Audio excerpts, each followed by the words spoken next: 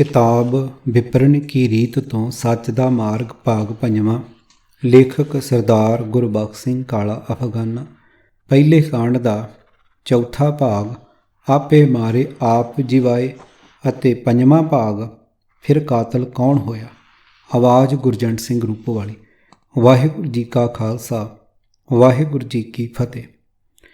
मनुख नूं अकाल पुरख दे लड़ लाउण लई आए सतगुरु नानक निरंकारी जी ने जपजी साहब की पहली पौड़ी की आखिरी तुक विच प्रश्न के रूप में लिखिया है। किम सचियारा होईए किम कूड़े टुटे पाल। साडे अंदर दा झूठ दा पर्दा किवें खत्म होवे, कूड़ दी कंध किवें ढह ढेरी होवे। असीं अजिहे किवें बणीए जो प्रभु दा प्रकाश साडे अंदर हो सके। अगली तुक विच उत्तर है हुक्म रजाई चलना नानक लिखिया नाल। सतगुरु जी का फरमान है कि अकाल पुरख ने सृष्टि की सिरजना के समय तो ही ये निजम नाल ही लिख दिता सी कि हुक्म विच तुरिया कूड़ की कंध ढह सकती है। हुक्म विच तुरदे रहा प्रभु के प्रकाश का झलकारा वजना आरंभ हो जाता है। फिर दूसरी पौड़ी के आरंभ विच ही सतगुरां फरमा दिता हुक्मी होवण आकार हुक्म न कहा जाए। हुक्मी होवण जी हुक्म मिले वड्याई। भाव ये दिसदे आकार ये मनुखा शरीर अकाल पुरख के हुक्म अनुसार बनते हैं। हुक्म अनुसार ही जीवां का जन्म होंदा है। फिर सिरजणहार करतार के हुक्म विच जीवन गुजारदे रहा ही इत्थे संसार विच अते अगले समय विच वड्याई अते शोभा मिलती है। पर रब्बी हुक्म की सोझी आके उस ते पूरा विश्वास बनना सौखा नहीं है। गुरु नानक साहब जी का फरमान है जे कदे कोई हुक्म नूं समझ लवे तो उस दे अंदरों हंकार खत्म हो जाता है अथवा स्वार्थी सुभाव मुक जाता है। नानक हुक्मे जे बुझे तां हौमे कहे ना कोई अते फिर हौमे बूझे तां दर सूझे। पन्ना 466। सतगुरां दी शरण विच आके भाव गुरमत अनुसार जीवन ढाल लैण दे आरे लग्गियां आपे दा हंकार मरदा है। माया दे मोह दे कारण बने करड़े भित्त खुल जाते हैं। खुलड़े कपाट नानक सतगुर भेटते। पन्ना 80। अते सीधे रस्ते ते तुरन दी सोझी आ जाती है। हौमे मार बजर कपाट खुलाया। पन्ना 124। अते जद हौमे दा नाश हो गया तद हौमे जाई तां कंत समाई। पन्ना 750। हुक्म विच रहण नाल हंकार मरना है अते हंकार मरदियां ही प्रभु के चरनां विच समाई प्राप्त करन दी सूझ आ जानी है। प्रभु के हुक्म विच रहण दी जाच दसणी ही सतगुरां दे विद्याले दा प्रमुख विशा है। अकाल पुरख के हुक्म विच रहना उस दे भाणे नूं सत करके मनना हुक्म अनुसार अपनी जीवन जुगत ढाल लैणी परमात्मा नाल मिलाप दा केवल मात्र साधन है। यही कारण है कि प्रभु के हुक्म विच रहना गुरु नानक साहब जी के घर का प्रमुख सिद्धांत है। सतगुरां का फरमान है कि वाहिगुरू आप ही जीवां की मौत करन वाला अते आप ही छड्डदा है, आप ही बख्शदा है अते आप ही मेहरां करदा है। आपे मारे आपे छोड़े आपे बख्शे करे दया। पन्ना 553। सदा परमात्मा के हुक्म ਅਤੇ ਉਸ ਦੇ ਭਾਣੇ ਵਿੱਚ ਰਹਿਣ ਦੀ ਜਾਚ ਦੱਸਣ ਆਏ ਗੁਰੂ ਨਾਨਕ ਸਾਹਿਬ ਜੀ ਨੇ ਵਾਹਿਗੁਰੂ ਦੇ ਕੰਮ ਵਿੱਚ ਦਖਲ ਕਿਉਂ ਦੇਣਾ ਸੀ। ਮਾਝ ਕੀ ਵਾਰ ਵਿੱਚ ਸਤਿਗੁਰੂ ਨਾਨਕ ਨਿਰੰਕਾਰੀ ਜੀ ਦਾ ਫਰਮਾਨ ਹੈ ਕਿ ਪ੍ਰਭੂ ਤੋਂ ਬਿਨਾਂ ਕੋਈ ਹੋਰ ਦੂਜਾ ਜੀਵਾਂ ਨੂੰ ਨਾ ਜਿਉਂਦਾ ਰੱਖ ਸਕਦਾ ਹੈ ਤੇ ਨਾ ਹੀ ਮਾਰ ਸਕਦਾ ਹੈ। ਮਾਰੇ ਰਾਖੈ ਏਕ ਤੂੰ ਬੀਜੋ ਨਾਹੀ ਥਾਉ। ਪੰਨਾ 1010।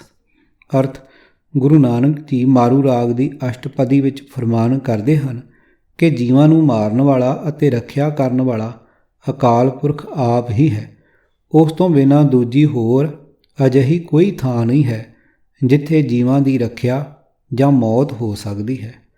जब ये ना सो तब किने उपाया कवन मूल ते क्या प्रगटाया आपे मार आप जी वाले अपने भगत को सदा प्रतपाले। पन्ना 1146। सुखमणी साहब की 14वीं अष्टपदी के पहले पदे विच पंचम गुरु नानक जी का फरमान है मानुष की टेक वृथी सब जान, देवन को एका भगवान। जिस कै दियै रहे आगाए, बहु न तृष्णा लागे आए। मारै राखै एको आप, मानुख कै किछ नाहि हाथ। तिसका हुक्म बूझ सुख होए, तिसका नाम रख कंठ परोए। सिमर सिमर सिमर प्रभ सोए, नानक बिगन न लागे कोय। पन्ना 281। अर्थ, हे मन, ਕਿਸੇ ਮਨੁੱਖ ਦਾ ਆਸਰਾ ਉੱਕਾ ਹੀ ਵਿਅਰਥ ਸਮਝ। ਇੱਕ ਅਕਾਲ ਪੁਰਖ ਹੀ ਸਭ ਜੀਵਾਂ ਨੂੰ ਦੇਣ ਯੋਗ ਹੈ। ਜਿਸ ਦੇ ਦਿੱਤਿਆਂ ਮਨੁੱਖ ਰੱਜਿਆ ਰਹਿੰਦਾ ਹੈ ਤੇ ਮੁੜ ਉਸ ਨੂੰ ਲਾਲਚ ਆ ਕੇ ਨਹੀਂ ਦਬਾਉਂਦਾ। ਪ੍ਰਭੂ ਆਪ ਹੀ ਜੀਵਾਂ ਨੂੰ ਮਾਰਦਾ ਜਾਂ ਪਾਲਦਾ ਹੈ। ਮਨੁੱਖ ਦੇ ਵਸ ਵਿੱਚ ਕੁਝ ਨਹੀਂ ਹੈ, ਤਾਂ ਕਿ ਉਸ ਮਾਲਕ ਦਾ ਹੁਕਮ ਸਮਝ ਕੇ ਸੁੱਖ ਹੁੰਦਾ ਹੈ। ਹੇ ਮਨ, ਉਸ ਦਾ ਨਾਮ ਹਰ ਵੇਲੇ ਯਾਦ ਕਰ, ਉਸ ਪ੍ਰਭੂ ਨੂੰ ਸਦਾ ਸਿਮਰ। ਸਿਮਰਨ ਦੀ ਬਰਕਤ ਨਾਲ ਜ਼ਿੰਦਗੀ ਦੇ ਸਫ਼ਰ ਵਿੱਚ ਕੋਈ ਰੁਕਾਵਟ ਨਹੀਂ ਪੈਂਦੀ, ਭਾਵ ਜ਼ਿੰਦਗੀ ਸੌਖੀ ਲੰਘਦੀ ਹੈ। ਨੀਕੀ ਕੀਰੀ ਮਹਿ ਕੱਲ ਰਾਖੈ, ਭਸਮ ਕਰੇ ਲਸ਼ਕਰ ਕੋਟ ਲਾਖੈ। ਜਿਸ ਕਾ ਸਾਸ ਨ ਕਾਢ ਤਾਪ, ਤਾਕੋ ਰਾਖਤ ਦੇ ਕਰ ਹਾਥ। ਮਾਨਸ ਜਤਨ ਕਰਤ ਬਹੁ ਭਾਂਤ, ਤਿਸ ਕੇ ਕਰਤਾ ਬਿਰਥੇ ਜਾਤ। ਮਾਰੇ ਨ ਰਾਖੇ ਅਵਰ ਨ ਕੋਏ, ਸਰਬ ਜੀਆਂ ਕਾ ਰਾਖਾ ਸੋਏ। ਕਾਹੇ ਸੋਚ ਕਰ ਰੇ ਪ੍ਰਾਣੀ, ਜਪ ਨਾਨਕ ਪ੍ਰਭ ਅਲਖ ਬਿਡਾਣੀ। ਪੰਨਾ 286। ਅਰਥ, ਜਿਸ ਨਿੱਕੀ ਜੀ ਕੀੜੀ ਵਿੱਚ ਪ੍ਰਭੂ ਤਾਕਤ ਭਰਦਾ ਹੈ, ਉਹ ਕੀੜੀ ਲੱਖਾਂ ਕਰੋੜਾਂ ਲਸ਼ਕਰਾਂ ਨੂੰ ਸੁਆਹ ਕਰ ਸਕਦੀ ਹੈ। ਜਿਸ ਜੀਵ ਦੇ ਸਵਾਸਾਂ ਦੀ ਰੱਖਿਆ ਪ੍ਰਭੂ ਆਪਣਾ ਹੱਥ ਦੇ ਕੇ ਕਰਦਾ ਹੋਵੇ ਅਤੇ ਸਵਾਸ ਉਹ ਆਪ ਨਾ ਕੱਢੇ, ਫਿਰ ਮਨੁੱਖ ਭਾਵੇਂ ਕਈ ਕਿਸਮਾਂ ਦੇ ਯਤਨ ਕਰਦੇ ਹਨ, ਪਰ ਉਹਨਾਂ ਦੇ ਸਾਰੇ ਕੰਮ ਬਿਰਥੇ ਜਾਂਦੇ ਹਨ। ਮਨੁੱਖ ਉਸ ਜੀਵ ਦਾ ਕੁਝ ਨਹੀਂ ਵਿਗਾੜ ਸਕਦਾ ਜਿਸ ਦੀ ਰੱਖਿਆ ਪ੍ਰਭੂ ਕਰਦਾ ਹੈ। ਪ੍ਰਭੂ ਤੋਂ ਬਿਨਾਂ ਜੀਵਾਂ ਨੂੰ ਨਾ ਕੋਈ ਮਾਰ ਸਕਦਾ ਹੈ, ਨਾ ਰੱਖ ਸਕਦਾ ਹੈ। ਪ੍ਰਭੂ ਜਿੱਡਾ ਹੋਰ ਕੋਈ ਨਹੀਂ। ਸਾਰੇ ਜੀਵਾਂ ਦਾ ਰਾਖਾ ਪ੍ਰਭੂ ਆਪ ਹੀ ਹੈ। ਸਤਿਗੁਰਾਂ ਦਾ ਫਰਮਾਨ ਹੈ, ਹੇ ਪ੍ਰਾਣੀ, ਤੂੰ ਕਿਉਂ ਫਿਕਰ ਕਰਦਾ ਹੈ? ਅਲਖ ਤੇ ਆਚਰਜ ਪ੍ਰਭੂ ਨੂੰ ਸਿਮਰ। ਤੂੰ ਆਪੇ ਆਪ ਸਭ ਕਰਤਾ, ਕੋਈ ਦੂਜਾ ਹੋਏ ਸੋ ਅਵਰੋ ਕਹੀਐ। ਹਰ ਆਪੇ ਬੋਲੇ ਆਪ ਬੁਲਾਵੇ, ਹਰ ਆਪੇ ਜਲ ਥਲ ਰਵ ਰਹੀਐ। ਹਰ ਆਪੇ ਮਾਰੇ, ਹਰ ਆਪੇ ਛੋੜੈ। ਮਨ ਸ਼ਰਣੀ ਪੜ ਰਹੀਐ, ਹਰ ਬਿਨ ਕੋਈ ਮਾਰ ਜਿਵਾਲ ਨਾ ਸਾਕੈ। ਮਨ ਹੋਏ ਨਚਿੰਦ, ਨਿਸਲ ਹੋਏ ਰਹੀਏ। ਉੱਠਦਿਆਂ ਬਹਿੰਦਿਆਂ ਸੁੱਤਿਆਂ, ਸਦਾ ਸਦਾ ਹਰ ਨਾਮ ਧਿਆਈਐ। ਜਨ ਨਾਨਕ ਗੁਰਮੁਖ ਹਰ ਲਹੀਐ। ਪੰਨਾ 594। ਅਰਥ, ਹੇ ਹਰੀ, ਤੂੰ ਆਪ ਹੀ ਆਪ ਹੈ ਤੇ ਆਪ ਹੀ ਸਭ ਕੁਝ ਪੈਦਾ ਕਰਦਾ ਹੈ। ਕਿਸੇ ਹੋਰ ਦੂਜੇ ਨੂੰ ਪੈਦਾ ਕਰਨ ਵਾਲਾ ਤਾਂ ਹੀ ਆਖੀਏ ਜੇ ਕੋਈ ਹੋਵੇ। ਹਰੀ ਆਪ ਹੀ ਸਭ ਜੀਵਾਂ ਵਿੱਚ ਬੋਲਦਾ ਹੈ, ਆਪ ਹੀ ਸਭ ਨੂੰ ਬੁਲਾਉਂਦਾ ਹੈ ਅਤੇ ਆਪ ਹੀ ਜਲ ਵਿੱਚ ਥਲ ਵਿੱਚ ਵਿਆਪ ਰਿਹਾ ਹੈ। ਹੇ ਮਨ, ਹਰੀ ਆਪ ਹੀ ਮਾਰਦਾ ਹੈ ਤੇ ਆਪ ਹੀ ਬਖਸ਼ਦਾ ਹੈ। ਇਸ ਵਾਸਤੇ ਹਰੀ ਦੀ ਸ਼ਰਨ ਵਿੱਚ ਪਿਆ ਰਹਿਣਾ ਚਾਹੀਦਾ ਹੈ, ਭਾਵ ਸਦਾ ਹਰੀ 'ਤੇ ਹੀ ਟੇਕ ਰੱਖਣੀ ਚਾਹੀਦੀ। ਹਰੀ ਤੋਂ ਬਿਨਾਂ ਹੋਰ ਕੋਈ ਨਾ ਮਾਰ ਸਕਦਾ ਹੈ, ਨਾ ਜਿਵਾਲ ਸਕਦਾ ਹੈ। ਇਸ ਵਾਸਤੇ ਨਿਸ਼ਚਿੰਤ ਹੋ ਰਹੋ ਤੇ ਲੰਬੀਆਂ ਤਾਣ ਛੱਡ, ਭਾਵ ਕਿਸੇ ਹੋਰ ਦੀ ਓਟ ਨਾ ਤੱਕ ਤੇ ਸਭ ਤੋਂ ਵੱਡੇ ਹਰੀ ਦੀ ਆਸ ਰੱਖ। ਹੇ ਦਾਸ ਨਾਨਕ, ਜੇ ਉੱਠਦਿਆਂ ਬਹਿੰਦਿਆਂ ਤੇ ਸੁੱਤਿਆਂ ਹਰ ਵੇਲੇ ਹਰੀ ਦਾ ਨਾਮ ਸਿਮਰੀਏ ਤਾਂ ਸਤਿਗੁਰ ਦੇ ਸਨਮੁਖ ਹੋ ਕੇ ਹਰੀ ਮਿਲ ਪੈਂਦਾ ਹੈ ਅਤੇ ਫਿਰ ਜੀਆਂ ਮਾਰ ਜਿਵਾਲੇ ਸੋਈ, ਅਵਰ ਨਾ ਕੋਈ ਰੱਖੇ। ਪੰਨਾ 150। ਅਜਿਹੇ ਸਰਲ ਅਤੇ ਸਾਫ਼ ਗੁਰੂ ਹੁਕਮਾਂ ਦੇ ਹੁੰਦਿਆਂ ਜੇ ਅਸੀਂ ਇਹੀ ਕਹੀ ਜਾਈਏ ਕਿ ਗੁਰੂ ਸਾਹਿਬਾਨ ਮਨੁੱਖ ਨੂੰ ਮਾਰ ਕੇ ਫਿਰ ਜਵਾਲਦੇ ਰਹੇ ਸਨ, ਤਾਂ ਇਹੀ ਸਮਝਿਆ ਜਾ ਸਕਦਾ ਹੈ ਕਿ ਜਾਂ ਅਸੀਂ ਏਡੇ ਮੂਰਖ ਹਾਂ ਕਿ ਸਤਿਗੁਰਾਂ ਦੇ ਉਪਦੇਸ਼ ਨੂੰ ਸਮਝ ਨਹੀਂ ਸਕੇ, ਜਾਂ ਫਿਰ ਅਸੀਂ ਇੱਥੋਂ ਤੱਕ ਗਿਰ ਚੁੱਕੇ ਹਾਂ ਕਿ ਸਤਿਗੁਰਾਂ ਦੇ ਇਹਨਾਂ ਬਚਨਾਂ ਦੀ ਕੋਈ ਪਰਵਾਹ ਨਹੀਂ ਮੰਨਦੇ। ਜੇ ਅਸੀਂ ਆਪਣੇ ਸਤਿਗੁਰਾਂ ਦੇ ਸਾਰਿਆਂ ਸ਼ਬਦਾਂ ਨੂੰ ਧੁਰਕੀ ਬਾਣੀ, ਰੱਬੀ ਬਾਣੀ ਅਥਵਾ ਸਦੀਵੀ ਸੱਚ ਮੰਨਦੇ ਹੋਈਏ ਤਾਂ ਇਹ ਕਦੇ ਨਾ ਕਹੀਏ ਕਿ ਸਤਿਗੁਰੂ ਜੀ ਜਿਉਂਦੇ ਮਨੁੱਖਾਂ ਨੂੰ ਪਹਿਲਾਂ ਮਾਰ ਲੈਂਦੇ ਸਨ ਤੇ ਫਿਰ ਮੁਰਦਾ ਪਈ ਲੋਥ ਵਿੱਚ ਸੁਆਸ ਪਾ ਦੇਣ ਦਾ ਨਾਟਕ ਕਰ ਵਿਖਾਉਂਦੇ ਸਨ। ਇਹ ਕਹਿ ਕੇ ਅਸੀਂ ਸਤਿਗੁਰਾਂ ਬਾਰੇ ਇਹ ਕਹਿ ਰਹੇ ਹੁੰਦੇ ਹਾਂ ਕਿ ਉਹ ਅਕਾਲ ਪੁਰਖ ਦੇ ਹੁਕਮ ਵਿੱਚ ਰਹਿਣ ਵਾਲੀ ਗੱਲ ਸਿਰਫ ਲੋਕਾਂ ਵਾਸਤੇ ਹੀ ਕਰਦੇ ਸਨ। ਇਸ ਤਰ੍ਹਾਂ ਅਸੀਂ ਸਤਿਗੁਰਾਂ ਦੇ ਬਚਨ ਅਵਰ ਉਪਦੇਸੇ ਆਪ ਨਾ ਕਰੇ ਦੀ ਖੰਡਨਾ ਦਾ ਦੋਸ਼ ਸਤਿਗੁਰਾਂ 'ਤੇ ਲਾ ਰਹੇ ਹੁੰਦੇ ਹਾਂ। ਫਿਰ ਅਸੀਂ ਕਿਹੋ ਜਿਹੇ ਗੁਰਸਿੱਖ ਹਾਂ? ਕਬੀਰ ਸਾਚਾ ਸਤਿਗੁਰ ਕਿਆ ਕਰੇ, ਜੋ ਸਿੱਖਾਂ ਮੈਂ ਚੂਕ, ਅੰਧੇ ਏਕ ਨਾ ਲਾਗਈ, ਜਿਉ ਬਾਂਸ ਬਜਾਈਏ ਫੂਕ। ਪੰਨਾ 1372। ਅਕਾਲ ਪੁਰਖ ਦਾ ਭਾਣਾ ਮੰਨ ਕੇ ਸਤਿਗੁਰਾਂ ਦਾ ਤਤੀ ਲੋਹ 'ਤੇ ਬੈਠ ਕੇ ਆਪਣਾ ਪਾਵਨ ਸਰੀਰ ਭੜਥਾ ਕਰਾ ਲੈਣ ਲੋਕ ਵਿਖਾਵੇ ਲਈ ਫੋਕਾ ਡਰਾਮਾ ਨਹੀਂ ਸੀ। ਹਰੀਆਂ ਵੇਲਾਂ ਵਾਲੇ ਮਹਾਂਪੁਰਖ ਸੰਤ ਨਿਹਾਲ ਸਿੰਘ ਜੀ ਵਰਗੇ ਆਪਣੇ ਭਾਸ਼ਣਾਂ ਵਿੱਚ ਜਦ ਇਹ ਕਹਿੰਦੇ ਸੁਣੇ ਜਾਂਦੇ ਹਨ ਕਿ ਗੁਰੂ ਤੇਗ ਬਹਾਦਰ ਦਾ ਪਾਵਨ ਸਰੀਰ ਆਪਣੇ ਆਪ ਹੀ ਧੜ ਤੋਂ ਜੁਦਾ ਹੋ ਗਿਆ ਸੀ, ਤਾਂ ਸਹਿਜ ਸੁਭਾਅ ਹੀ ਕਈ ਤਰ੍ਹਾਂ ਦੇ ਪ੍ਰਸ਼ਨ ਘੇਰਾ ਆ ਪਾਉਂਦੇ ਹਨ ਕਿ ਗੁਰੂ ਤੇਗ ਬਹਾਦਰ ਸਾਹਿਬ ਜੀ ਨੂੰ ਕਿਸੇ ਜ਼ਾਲਮ ਨੇ ਸ਼ਹੀਦ ਨਹੀਂ ਸੀ ਕੀਤਾ, ਕਿ ਉਹਨਾਂ ਦੀ ਇਹ ਸ਼ਹੀਦੀ ਨਹੀਂ ਸਗੋਂ ਆਤਮ ਹੱਤਿਆ ਸੀ। ਫਿਰ ਕੀ ਦਸ਼ਮੇਸ਼ ਜੀ ਨੇ ਆਪਣਾ ਪਰਿਵਾਰ ਆਪਣੀ ਮਰਜ਼ੀ ਨਾਲ ਖੇਰੂ ਕਰਵਾ ਕੇ ਸ਼ਹੀਦ ਕਰਵਾਇਆ ਸੀ? ਕਿ ਦਸ਼ਮੇਸ਼ ਜੀ ਨੇ ਆਪਣੀ ਮਰਜ਼ੀ ਨਾਲ ਜਾਨਲੇਵਾ ਜ਼ਖਮ ਲਗਵਾਇਆ ਸੀ? ਕਿ ਸਤਿਗੁਰਾਂ ਦੇ ਸਾਰੇ ਸਿੱਖ ਉਹਨਾਂ ਦੀ ਆਪਣੀ ਮਰਜ਼ੀ ਨਾਲ ਸ਼ਹੀਦ ਕੀਤੇ ਗਏ ਸਨ? ਕਿ ਸਿੱਖਾਂ ਦਾ ਰਾਜ ਭਾਗ ਸਤਿਗੁਰਾਂ ਨੇ ਆਪ ਹੀ ਨਸ਼ਟ ਕੀਤਾ ਸੀ? ਜੇ ਇਹ ਸਭ ਕੁਝ ਗੁਰੂ ਜੀ ਆਪਣੀ ਮਰਜ਼ੀ ਨਾਲ ਆਪ ਹੀ ਕਰਦੇ ਰਹੇ ਸਨ, ਤਾਂ ਫਿਰ ਔਰੰਗਜ਼ੇਬ, ਵਜ਼ੀਰ ਖਾਂ, ਜ਼ਕਰੀਆ ਖਾਨ ਆਦਿ ਦਾ ਕੀ ਦੋਸ਼ ਸੀ? ਜਦ ਸਭ ਕੁਝ ਕਰਦੇ ਸਾਡੇ ਆਪਣੇ ਸਤਿਗੁਰੂ ਸਾਹਿਬ ਜੀ ਹਨ, ਤਾਂ ਅਸੀਂ ਕਿਸੇ ਸਰਕਾਰ ਦੇ ਵਿਰੁੱਧ ਅੰਦੋਲਨ ਕਿਉਂ ਕਰਦੇ ਹਾਂ? ਸਰਕਾਰਾਂ ਨੂੰ ਜ਼ਾਲਮ ਅਤੇ ਧੱਕੇਖੋਰ ਕਹਿ ਕੇ ਅਸੀਂ ਉਹਨਾਂ ਦੇ ਵਿਰੁੱਧ ਰੌਲਾ ਕਿਸ ਕਾਰਨ ਪਾਉਂਦੇ ਹਾਂ? ਇਹ ਮੂਰਖ ਅਤੇ ਨੀਚ ਸੋਚਣੀ ਵਾਲੀ ਸਾਡੀ ਸ਼ਰਧਾ ਕਿਉਂ ਉਹੀ ਕਰਾਮਾਤੀ ਕਾਰਨਾਮੇ ਸਤਿਗੁਰਾਂ ਦੀ ਪਾਵਨ ਹਸਤੀ ਨਾਲ ਜੋੜ ਰਹੀ ਹੈ, ਜਿਨ੍ਹਾਂ ਨਾਟਕ ਚੇਟਕਾਂ ਤੋਂ ਉਹ ਸਿੱਧਾਂ ਜੋਗੀਆਂ ਅਤੇ ਪੀਰਾਂ ਆਦਿ ਨੂੰ ਅੱਜ ਵੀ ਨਿਰੰਤਰ ਰੋਕ ਰਹੇ ਹਨ। ਇਹ ਸਾਧ ਡੇਰਾਦਾਰਾਂ ਦੇ ਭਰਮ ਜਾਲ ਵਿੱਚ ਫਸੀ ਮੇਰੀ ਨੀਚ ਸ਼ਰਧਾ, ਤੂੰ ਕਿਉਂ ਸਿੱਖੀ ਸਿਧਾਂਤ ਦੇ ਨਿਰਮਲ ਸਰੋਵਰ ਨੂੰ ਗੰਦਲਾ ਕਰਕੇ ਸਿੱਖੀ ਦਾ ਭੋਗ ਪਾ ਦੇਣ 'ਤੇ ਲੱਕ ਬੰਨ੍ਹ ਖਲੋਤੀ ਹੈ? ਇਹ ਸਾਡੀ ਮੂਰਖ ਸ਼ਰਧਾ, ਕੀ ਤੂੰ ਸਾਨੂੰ ਸਤਿਗੁਰਾਂ ਦੇ ਇਸ ਫਰਮਾਨ ਨੂੰ ਵੀ ਸੱਚ ਨਹੀਂ ਮੰਨਣ ਦਿੰਦੀ ਕਿ ਕਰਨ ਕਾਰਨ ਪ੍ਰਭ ਏਕ ਹੈ, ਦੂਸਰ ਨਾਹੀਂ ਕੋਏ, ਨਾਨਕ ਤਿਸ ਬਲਹਾਰਣ, ਜਲ ਥਲ ਮਈਲ ਸੋਏ। ਪੰਨਾ 276। ਹੇ ਨੀਚਤਾ ਦੀ ਖੱਡ ਵਿੱਚ ਡਿੱਗੀ ਮੇਰੀ ਸ਼ਰਧਾ, ਤੂੰ ਇਹ ਕਿਉਂ ਨਹੀਂ ਸਮਝਦੀ ਕਿ ਸਤਿਗੁਰੂ ਨਾਨਕ ਜੀ ਪਰਮੇਸ਼ਰ ਦੇ ਪਰਮ ਭਗਤ, ਪਰਮ ਮਨੁੱਖ ਅਤੇ ਪ੍ਰਭੂ ਦੀ ਜੋਤ ਨਾਲ ਇੱਕਮਿਕ ਹੋਏ ਉਸ ਦੇ ਹੁਕਮ ਵਿੱਚ ਵਿਚਰਦਿਆਂ ਸਦਾ ਖਿੜੇ ਮੱਥੇ ਰਹਿਣਾ ਸਿਖਾਉਣ ਆਏ ਦੈਵੀ ਸੁਧਾਰਕ ਸਨ। ਸਤਿਗੁਰੂ ਨਾਨਕ ਸਾਹਿਬ ਜੀ ਸੰਸਾਰ ਵਿੱਚ ਆਏ ਪਹਿਲੇ ਸੁਧਾਰਕ ਸਨ, ਜਿਨ੍ਹਾਂ ਨੇ ਆਪਣੇ ਨਿਆਰੇ ਗੁਰਮਤਿ ਸਿਧਾਂਤ ਦੀ ਸਿਖਲਾਈ ਨਾਲ ਅਜਿਹੀ ਕੌਮ ਵਿੱਚੋਂ ਨਿਆਰੇ ਆਚਰਣ ਵਾਲੇ ਪੂਰਨ ਸੰਤ ਅਤੇ ਮਹਾਨ ਸੂਰਮੇ ਮਨੁੱਖ ਦੀ ਸਿਰਜਣਾ ਦਾ ਚਮਤਕਾਰ ਕਰ ਵਿਖਾਇਆ ਸੀ।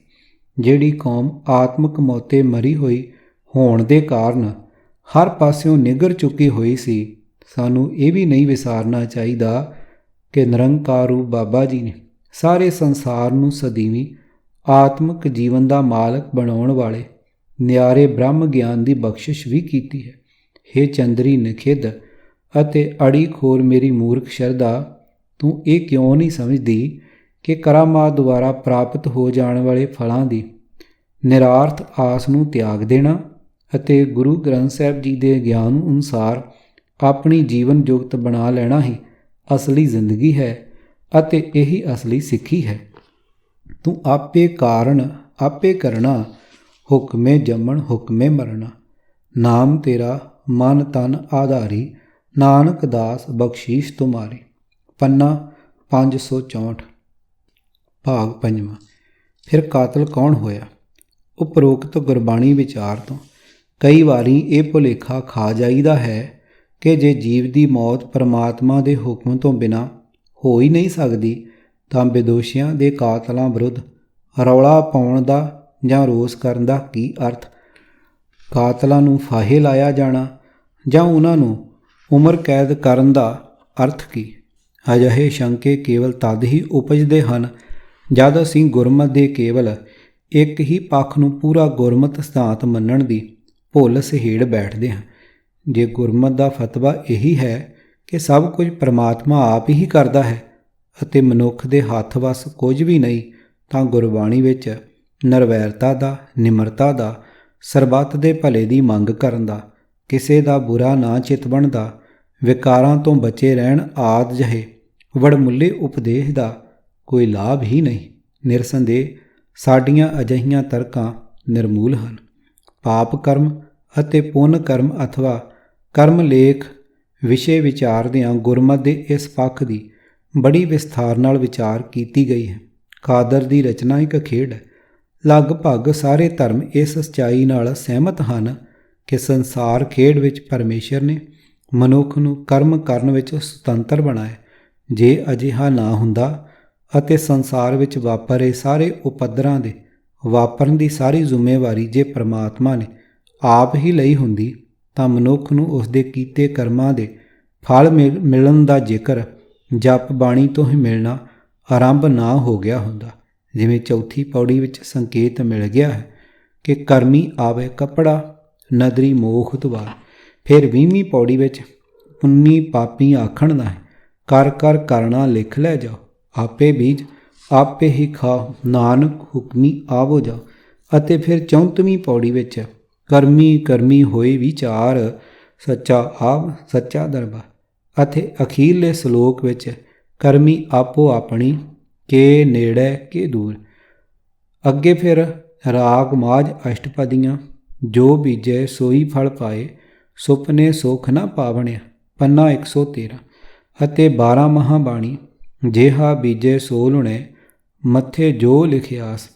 ਅਤੇ ਇਸੇ ਪਾਵਨ ਬਾਣੀ ਵਿੱਚ ਜਿਹਾ ਬੀਜੈ ਸੋ ਲੁਣੇ, ਕਰਮਾ ਸੰਦੜਾ ਖੇਤ, ਵਾਰ ਆਸਾ ਪੌੜੀ ਤੀਜੀ। ਅੱਗੇ ਕਰਨੀ ਕੀਰਤ ਵਾਚੀਐ, ਬਹਿ ਲੇਖਾ ਕਰ ਸਮਝਾਇਆ, ਵਾਰ ਆਸਾ ਪੌੜੀ 14। ਮੰਦਾ ਚੰਗਾ ਆਪਣਾ ਆਪੇ ਹੀ ਕੀਤਾ ਪਾਵਣਾ, ਪੰਨਾ 470। ਅਤੇ ਰਾਗ ਵਡਹੰਸ, ਕਰਮ ਧਰਤੀ ਸਰੀਰ ਕਲਯੁਗ ਵਿੱਚ ਜਿਹਾ ਕੋ ਬੀਜੇ ਤਿਹਾ ਕੋ ਖਾਏ, ਗੱਲਾਂ ਉੱਪਰ ਤਪਾਵਸ ਨਾ ਹੋਵਈ, ਵਿਸ ਖਾਧੀ ਤਤਕਾਲ ਮਰ ਜਾਏ। ਭਾਈ ਵੇਖੋ ਨਿਆਓ ਸੱਚ ਕਰਤੇ ਕਾ, ਜਿਹਾ ਕੋਈ ਕਰੇ ਤਿਹਾ ਕੋਈ ਪਾਏ, ਜਨ ਨਾਨਕ ਕੋ ਸਭ ਸੋਝੀ ਪਾਈ, ਹਰ ਦਰ ਕੀਆਂ ਬਾਤਾਂ ਆਖ ਸੁਣਾਏ, ਪੰਨਾ 308। ਗੁਰਬਾਣੀ ਦੇ ਅਥਾਹ ਸਾਗਰ ਵਿੱਚ ਇਸ ਪੱਖ ਨੂੰ ਸਪਸ਼ਟ ਕਰਨ ਲਈ ਹੋਰ ਬੇਅੰਤ ਗੁਰੂ ਫਰਮਾਨ ਹਨ। ਗੁਰਮਤਿ ਦੇ ਕਿਸੇ ਸਿਧਾਂਤ ਦੀ ਅਟਲਤਾ ਸਿੱਧ ਕਰਨ ਲਈ ਮਿਥਿਆ ਘੱਟੋ ਘੱਟ 5 ਗੁਰੂ ਫਰਮਾਨ ਦੇ ਲਿਖੇ ਟੀਚੇ ਤੋਂ ਦੁੱਗਣੇ ਭਾਵ 10 ਗੁਰੂ ਫਰਮਾਨ ਲਿਖੇ ਗਏ ਹਨ। ਸਤਿਗੁਰਾਂ ਦਾ ਸਪਸ਼ਟ ਫਰਮਾਨ ਇਉਂ ਵੀ ਹੈ, ਨਾਰਾਇਣ ਨਿੰਦਸ ਕਾਇ ਭੂਲੀ ਗਾਵਾਰੀ, ਦੁਕ੍ਰਿਤ ਸੁਕ੍ਰਿਤ ਥਾਰੋ ਕਰਮਰੀ ਰਹਾਓ, ਪੰਨਾ 695। ਹੇ ਭੁੱਲੜ ਮੂਰਖ ਜਿੰਦੇ, ਤੂੰ ਪਰਮਾਤਮਾ ਨੂੰ ਕਿਉਂ ਦੋਸ਼ ਦਿੰਦੀ ਹੈ? ਪਾਪ ਪੁੰਨ ਤੇਰਾ ਆਪਣਾ ਕੀਤਾ ਹੋਇਆ ਕੰਮ ਹੈ, ਜਿਸ ਦੇ ਕਾਰਨ ਦੁੱਖ ਸੁੱਖ ਸਹਾਰਨਾ ਪੈਂਦਾ ਹੈ। ਰਹਾਓ। ਮਾਰਜ ਵਾਲਣ ਪ੍ਰਤੀ ਕੀਤੀ ਉਪਰੋਕਤ ਵਿਚਾਰ ਸਾਨੂੰ ਅਜਿਹੇ ਮਨੁੱਖਾਂ ਦੇ ਧੋਖੇ ਵਿੱਚੋਂ ਕੱਢਦੀ ਹੈ, ਜਿਹੜੇ ਵਰਾਂ ਸਰਾਪਾਂ ਦਾ ਜਾਂ ਜੰਤਰਾਂ ਮੰਤਰਾਂ ਦਾ, ਭਵਿੱਖ ਬਾਰੇ ਪੁੱਛਾਂ ਦੇਣ ਆਦਿ ਦਾ ਜਾਲ ਵਿਛਾ ਕੇ ਲੋਕਾਂ ਨੂੰ ਲੁੱਟ ਰਹੇ ਹੁੰਦੇ ਹਨ।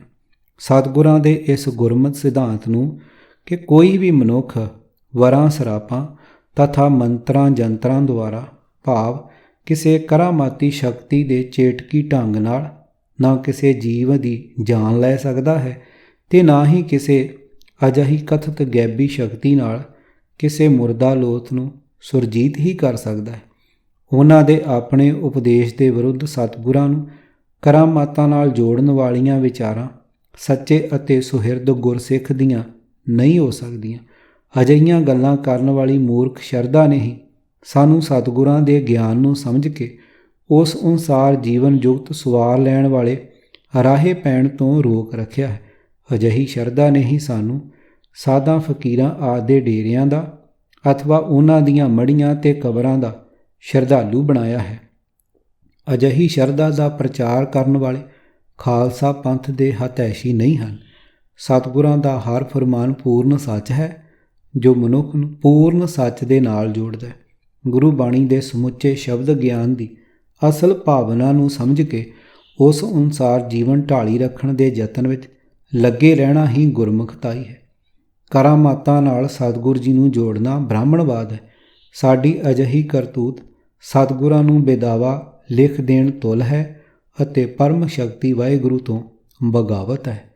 ਤੂੰ ਕਰਤਾ ਕੀਆ ਸਭ ਤੇਰਾ, ਕਿਆ ਕੋ ਕਰੇ ਪ੍ਰਾਣੀ, ਜਾ ਕੋ ਨਦਰ ਕਰੇ ਤੂੰ ਆਪਣੀ, ਸਾਈ ਸੱਚ ਸਮਾਣੀ।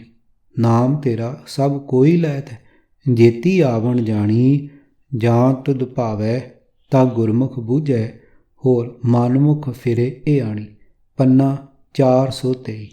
ਕਿਤਾਬ ਵਿਪਰਨ ਕੀ ਰੀਤ ਤੋਂ ਸੱਚ ਦਾ ਮਾਰਗ, ਭਾਗ 5ਵਾਂ। ਲੇਖਕ ਸਰਦਾਰ ਗੁਰਬਖਸ਼ ਸਿੰਘ ਕਾਲਾ ਅਫਗਾਨਾ। ਪਹਿਲੇ ਕਾਂਡ ਦਾ ਚੌਥਾ ਅਤੇ 5ਵਾਂ ਭਾਗ। ਆਵਾਜ਼ ਗੁਰਜੰਟ ਸਿੰਘ ਰੂਪੋਵਾਲੀ। ਵਾਹਿਗੁਰੂ ਜੀ ਕਾ ਖਾਲਸਾ, ਵਾਹਿਗੁਰੂ ਜੀ ਕੀ ਫਤਿਹ।